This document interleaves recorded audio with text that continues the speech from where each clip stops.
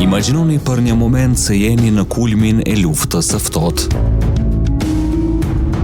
Dy nga fuqitë më të mëdha të botës, Shtetet e Bashkuara të Amerikës dhe Britania e Madhe, vendosin të rrëzojnë qeverinë e një vendi të vogël ballkanik. Ata servisin agent, organizojnë misione sekrete, dërgojnë armë, anije dhe parashuta.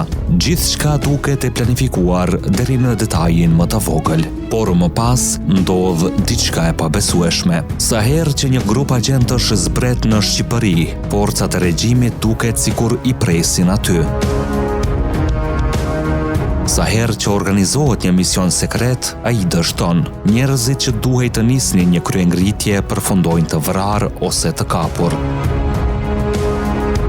A ishte Shqipëria një hap përpara agjencive të inteligjencës amerikane dhe britanike, CIA dhe MI6, apo dikush nga brenda po ua dorëzonte sekretet? Kjo është historia e operacionit Valuable, një prej operacioneve më sekrete dhe më të dështuara të luftës së ftohtë. Para se të vazhdojmë me këtë histori të pabesueshme spionazhi, ju ftojmë të pëlqeni videon dhe të abonoheni në kanalin Histori Epike. Mbështetja juaj na ndihmon të sjellim gjithnjë e më shumë histori të jashtëzakonshme shqiptare dhe botërore. Viti ishte 1949. Lufta e dytë botërore kishte përfunduar vetëm pak vite më parë, por bota tashmë ishte ndarë në dy kampe armiqësore. Në njërën anë qëndronin Shtetet e Bashkuara dhe aleatët e tyre perëndimor, në anën tjetër ndodhej Bashkimi Sovjetik dhe vendet komuniste. Në këtë përplasje globale, Shqipëria zinte një vend shumë më të rëndësishëm se sa mund të dukej në hartë. Nën udhëheqjen e Enver Hoxhës, Shqipëria ishte shndruar në një nga aleatët më besnik të kampit komunist. Për Washingtonin dhe Londrën, ekzistenca e një regjimi të tillë në brigjet e Adriatikut përbënte një problem serioz strategjik. Perëndimi filloi të besonte se Shqipëria ishte pika më e dobët e bllokut komunist në Evropë. Ata mendonin se popullsia ishte e pakënaqur, se regjimi nuk kishte mbështetje të gjerë dhe se një kryengritje e organizuar mirë mund të rrëzonte qeverinë e Enver Hoxhës. Kështu lindi operacioni Valuable, në letër plani dukej i shkëlqyer. CIA dhe MI6 do të rekrutonin emigrant shqiptar që jetonin jashtë vendit. Shumë prej tyre kishin luftuar kundër komunistëve ose ishin larguar nga Shqipëria pas ardhjes në pushtet të Enver Hoxhës.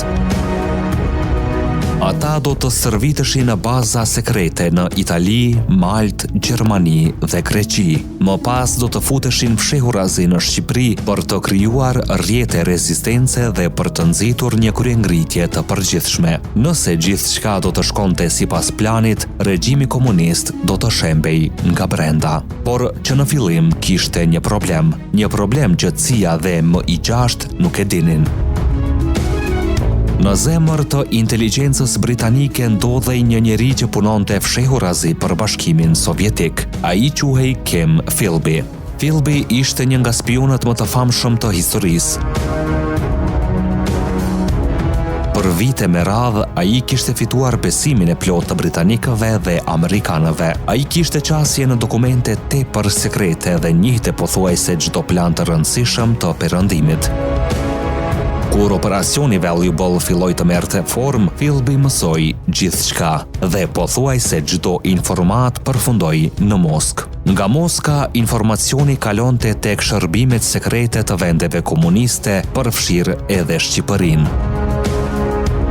Ndërsa në Londër dhe Washington mendohej se operacioni ishte plotësisht sekret, kundërshtarët e tyre e dinin pothuajse çdo hap. Megjithatë, CIA dhe MI6 vazhduan përgatitjet. Grupet e para të agjentëve u nisën drejt Shqipërisë. Disa zbarkuan nga deti gjatë natës. Të tjerë u hodhën me parashut në zona malore. Ata prisnin të gjenin aleat, prisnin të lidhnin kontakte me popullsinë, prisnin të organizonin rezistencën.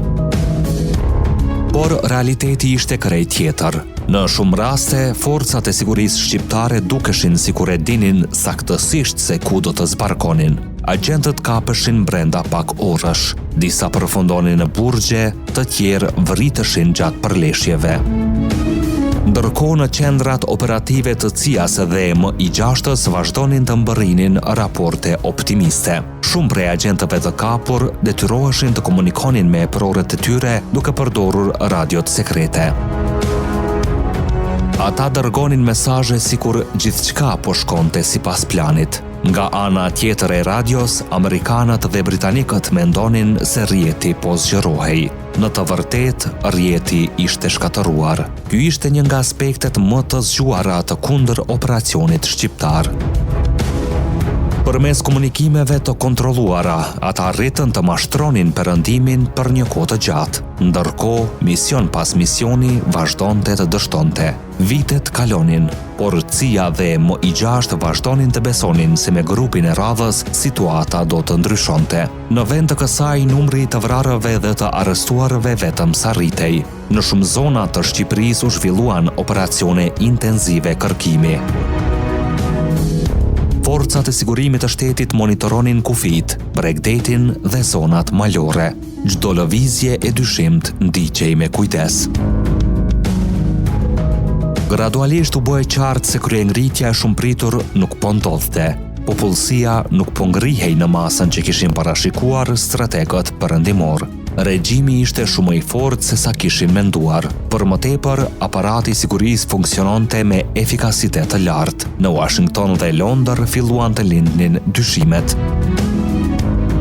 Si është e mundur që kaq shumë operacione sekrete të dështonin njëri pas tjetrit? Si ishte e mundur që kundërshtari të dinte pothuajse gjithmonë se çfarë po ndodhte? Përgjigjja do të vinte vite më vonë. Kur u mësua se Kim Philby kishte qenë agent sovjetik gjatë gjithë kësaj kohe, shumë prej mistereve të operacionit Valuable morën përgjigje. Perëndimi kuptoi se kishte luftuar me letra të hapura. Planet e tyre ishin zbuluar që në fillim. Operacioni Valuable përfundoi si një nga dështimet më të mëdha të inteligjencës anglo-amerikane gjatë luftës së ftohtë. Për regjimin e Enver Hoxhës, ky ishte një triumf i madh propagandistik. Qeveria shqiptare paraqiti ngjarjen si provë se vendi kishte mundur përpjekjet e fuqive më të mëdha të botës. Për CIA-n dhe MI6-ën ishte një mësim i hidhur.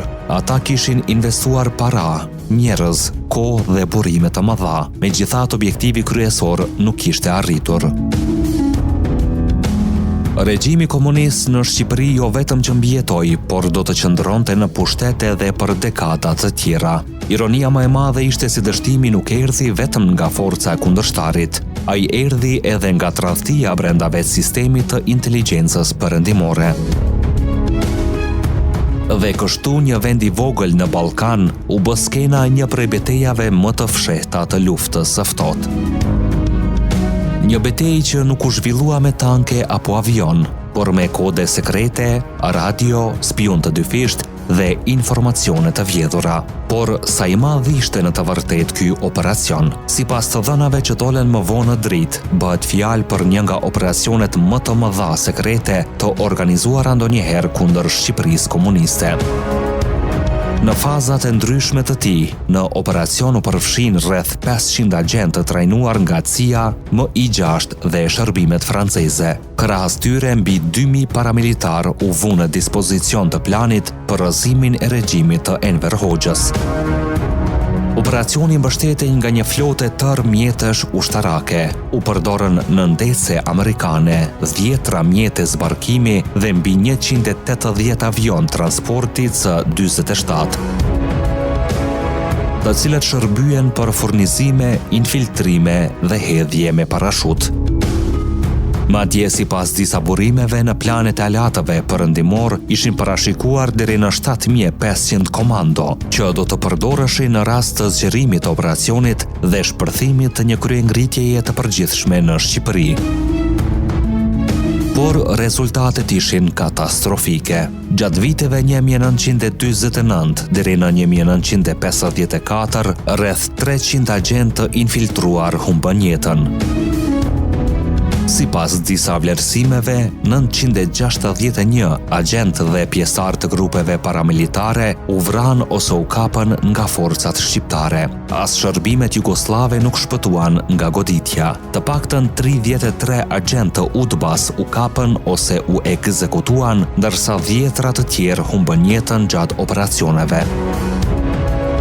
Por çmimin më të rëndë e paguan edhe popullsia civile. Pas zbulimit të rrjeteve të infiltrimit, regjimi ndërmori një fushat të ashpër represive dhe rreth 400 civil u ekzekutuan, të akuzuar për bashkëpunim ose ndihmë ndaj grupeve të futura nga jashtë. Kur gjithçka mori fund, regjimi komunist jo vetëm që nuk ishte rrëzuar, por kishte dalë më i fortë se më parë. Duke poshtëruar 2 nga agjencitë më të fuqishme të inteligjencës në botë, CIA-n dhe MI6-ën. Po ju, a mendoni se operacioni Valuable ishte i destinuar të dështonte që nga fillimi, apo po të mos ishte agenti dyfisht Kim Philby? Historia sot do të shkruaj shumë ndryshe. Shkruani mendimin tuaj në komente. Ne jemi Histori Epike, aty ku e kaluara rilind. Deri në videon tjetër, qëndroni krenar dhe të vetëdijshëm për gjakun që rrjedh në damarrët tanë.